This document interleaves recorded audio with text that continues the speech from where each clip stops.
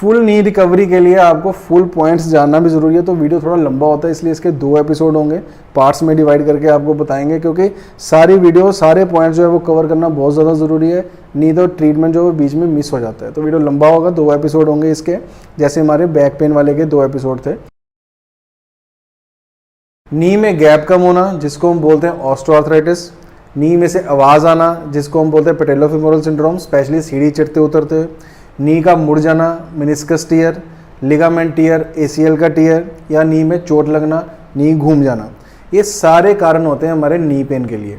अब knee pain की full recovery के लिए मैं आपको 5 स्टेप्स बताऊंगा कि हमें किस तरह से हमें कोई भी प्रॉब्लम आ जाए, क्योंकि ये पांचों में से कोई ना कोई प्रॉब्लम या यंग पेशेंट्स में आएगी या ओल्ड पेशेंट्स में आएगी। ओल्ड पेशेंट में ऑस्टियोआर्थराइटिस ज़्यादा होता है, यंग पेशेंट्स में नी इंजरी ज़्यादा होती है, मेनिस्कस टियर या पेटेलोफेमोरल सिंड्रोम ज़्यादा होता है, या एसीएल टियर होता है। अब हर तरह की नी इंजरी में हमें फुल रिकवरी कैसे करनी है, ये देखने वाली बात है, क्योंकि ये इतना कॉम्प्लेक्स जॉइंट है। इसमें क्या होता है, ये वेट बियरिंग जॉइंट है, तो इसमें हम इसको रेस्ट ज़्यादा से ज़्यादा नहीं दे सकते, क्योंकि हर पेशेंट को चलना तो है ही है, सारे काम हमारे खड़े होके और चल के होने हैं। तो इसलिए हमें 5 स्टेप्स ऐसे देखने हैं कि फुल रिकवरी के लिए हमें कौन सी सीक्वेंस लेनी है, ताकि बाद में हमें नी में प्रॉब्लम ना आए। तो जैसे कि हमारी लास्ट 2 वीडियोस जिसमें बैक पेन के लिए मैंने आपको बताया था 5 स्टेप्स, वो आपने बहुत पसंद किया, उसके लिए बहुत बहुत धन्यवाद। इस वीडियो को भी लाइक और शेयर ज़रूर करना, क्योंकि इसमें भी आपको बहुत ज़्यादा समझ आएगी कि हमें किस तरह से चलना है। तो सबसे पहला काम आता है हमारा, जो सबसे कॉमन प्रॉब्लम है वो है नी में गैप कम होना, जिसको हम बोलते हैं नी ऑस्टियोआर्थराइटिस।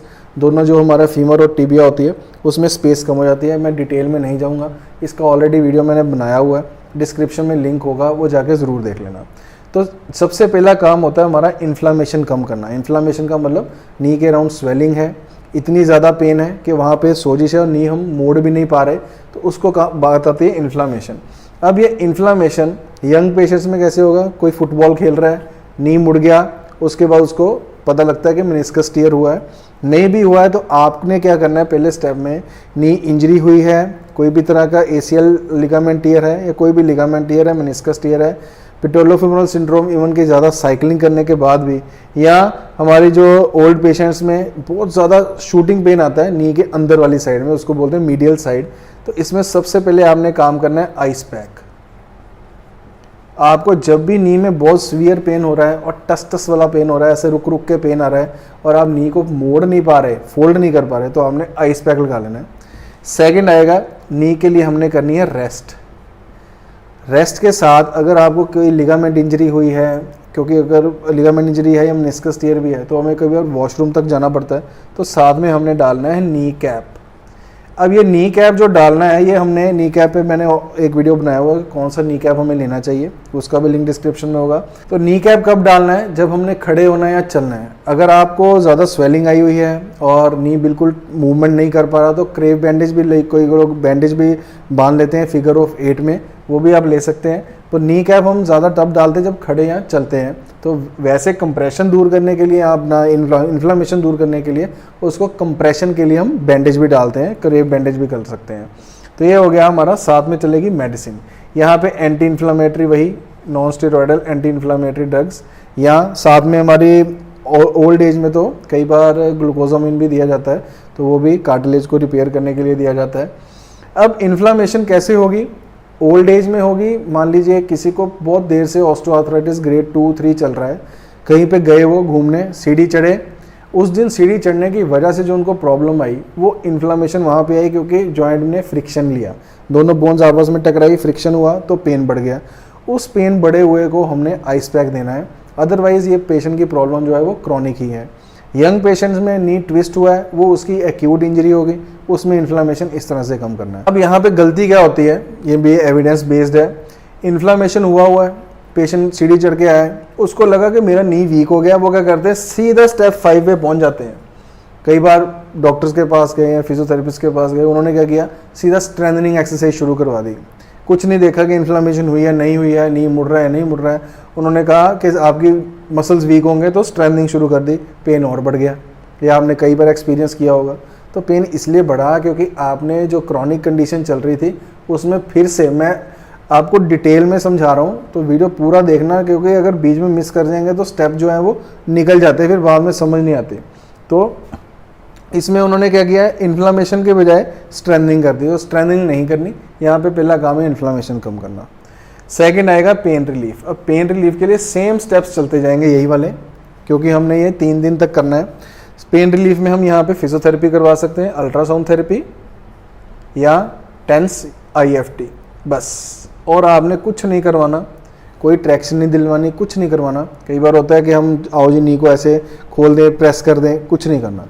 स्वेलिंग है, इन्फ्लामेशन है, सिर्फ नी आइसोमेट्रिक्स कर सकते हैं क्वाड्रिसेप्स के लिए, वो फिर भी सेफ़ है क्योंकि उसमें हमारी नी की मूवमेंट नहीं होती है, क्योंकि क्वाड्रिसेप्स की नहीं तो वेस्टिंग जो है वो बाद में हमें तंग करती है। तो यहाँ पे नी के नीचे नी प्रेस बॉल रख के, उसकी मैंने काफ़ी आपको वीडियोस बनाई हुई हैं। अगर आप किसी को बाय करनी है तो नीचे लिखे नंबर पे जाके व्हाट्सएप मैसेज करके आप उसको ऑर्डर कर सकते हैं, या डायरेक्टली हमारी वेबसाइट सुकून फिजिकल थेरेपी पे जाके भी उसको ऑर्डर कर सकते हैं। तो यहाँ पे हमने कोई और एक्सरसाइज नहीं करनी, सिर्फ नी आइसोमेट्रिक चलेगी, ये फिजियोथेरेपी में चलेगा और साथ में आइस पैक चलेगा। अब यहाँ पे क्या होगा, हम मानते हैं कि पेशेंट का जो पेन है वो 10 to 20% जो है वो कम होता जा रहा है, इन्फ्लामेशन कम होती जा रही है। पेन रिलीफ के लिए मेडिसिन यहाँ पे SOS हो जाएगी, अगर पेन है तो खाएंगे, नहीं तो नहीं खाएंगे। अब यहाँ पे एक और चीज़ हमने ऐड करनी है, थोड़ी सी पेशेंट ने क्या करना है, नी को फोल्ड करके और सीधा करके देखना है कि हो पा रहा है या नहीं हो पा रहा है। अगर नहीं हो पा रहा है तो स्टिक रहना है अपनी नी आइसोमेट्रिक पे, बस। तो नेक्स्ट आएगा हमारा रेंज ऑफ मोशन। अब यहाँ पे हमारी रेंज ऑफ मोशन को कैसे इंक्रीज करना है, पेशेंट खुश हो रहा है, ठीक हो रहा है, तो नी को फोल्ड करके देखता है, सीधा करके देखता है कि नी मुड़ रहा है, मूवमेंट कर रहा है। और कई बार तो क्या है, वो वेट डाल के भी देखते हैं, अब नी से मैं चल पा रहा हूँ, नी पे वेट आना शुरू हो गया है। अब यहाँ पे वेट आना शुरू हो गया है तो साथ ही हम क्या करेंगे, हिप एबडक्टर्स की एक्सरसाइज शुरू कर देंगे। अब यहाँ पे पेशेंट फ्री एक्सरसाइज शुरू कर देगा, SLR भी शुरू कर देंगे, स्ट्रेट लेग रेज करके देखेंगे क्वाड्रिसेप्स, क्योंकि स्ट्रेट लेग रेज करके हमें ये पता लग जाएगा कि पेशेंट जो है वो सीधा नी उठा पा रहा है, कहीं उसका नी वाली जंक्शन से फोल्ड तो नहीं हो रहा। अगर वो फोल्ड हो रहा है इसका मतलब क्वाड्रिसेप्स में स्ट्रेंथ कम है। तो नी आइसोमेट्रिक साथ में चलेंगी, SLR साथ में जो एक्सरसाइज चलेगी, एबडक्टर्स हिप एबडक्टर्स को भी करेंगे, और यहाँ पे साथ में काफ स्ट्रेचिंग शुरू हो जाएगी थोड़ी सी, क्योंकि काफ मसल टाइट होगा तो फिर उसको प्रॉब्लम आती है, क्योंकि ज़्यादा देर वो लेटे रहे हैं इसलिए काफ मसल टाइट हो गया। और मैं ये जो चीज़ है, ये नी पेन में जनरल बता रहा हूँ, ऑस्टियोआर्थराइटिस है, पैटेलोफेमोरल सिंड्रोम है, वो सब में काम आ जाएगा यही चीज़। पर मेनिस्कस टियर और लिगामेंट टियर अगर वो ग्रेड 3 पार कर चुके हैं तो उसमें जो सिनेरियो वो डिफरेंट हो जाएगा, उसमें थोड़े हमें चेंजेस और करनी पड़ेंगी। वो अगर आप कहोगे तो मैं कमेंट सेक्शन में आप कमेंट कर देना, तो मैं उस पर एक और वीडियो बना दूंगा। नेक्स्ट आएगा, अब यहाँ पे हम देख चुके हैं पेन कम हो चुका है, पेशेंट की रेंज आ चुकी है, अब स्टेप बाय स्टेप चलना है। अब देखिए, अगर हमने रेंज ऑफ मोशन एक्सरसाइज से पहले अगर सीधा स्ट्रेंथ पे